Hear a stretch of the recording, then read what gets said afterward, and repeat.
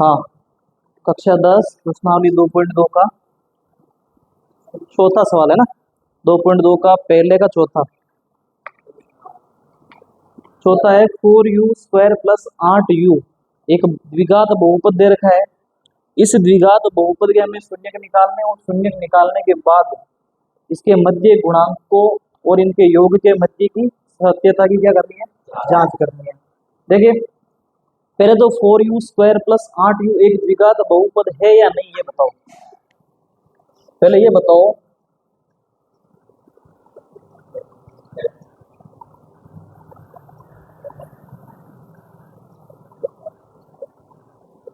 4u² plus 8u 2.2 का पहले का चौथा है ना।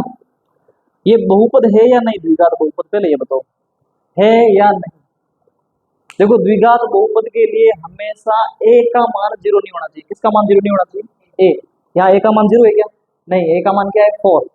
यानी x² का जो पद है ना वो होना ही चाहिए। अगर मान लो ये स्क्वायर वाला पद ही ना तो क्या ये द्विघात नहीं होगा ही नहीं फिर। तो अभी ये द्विघात बहुपद है, यहाँ पर अचर पद नहीं है। क्या नहीं है?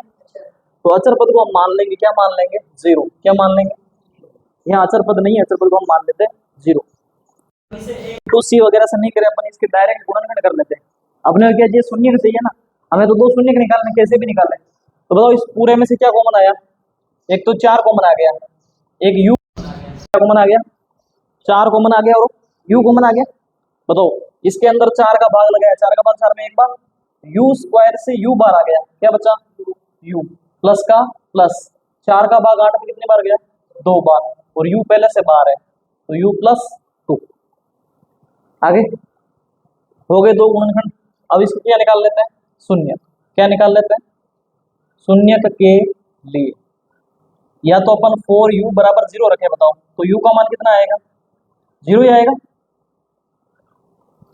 u का मान 4 कहाँ है? गुणा में कहाँ जाएंगे? भाग में। तो 0 में 4 का भाग देंगे क्या आएगा? 0 ही आएगा। तो अल्फा आ गया। क्या आ गया? अल्फा। इसी का क्या निकाले? बीटा। तो u प्लस 2 बराबर क्या कर देते हैं? 0। तो u का मान कितना आएगा? प्लस के 2 उधर गए तो माइनस के 2, और ये क्या आ गया अपने पास? बीटा। समझ में आ रहा है? आ गया? हाँ, अल्फा आ गया, बीटा आ गया। अब क्या करनी है? जांच करनी है कि इनके मध्य जो संबंध है वो सत्य है या नहीं। तो जांच के लिए बताओ, जांच के लिए पहले अपन क्या करेंगे? शून्यकों का योग, शून्यकों का योग। और शून्यकों का योग क्या होता है? अल्फा प्लस बीटा बराबर किसके होगा? -b/a के। ये होना चाहिए।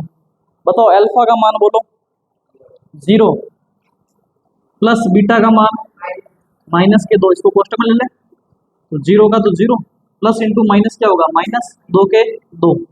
तो अल्फा प्लस बीटा का मान कितना आया? -2। यही मान उस तरफ आना चाहिए।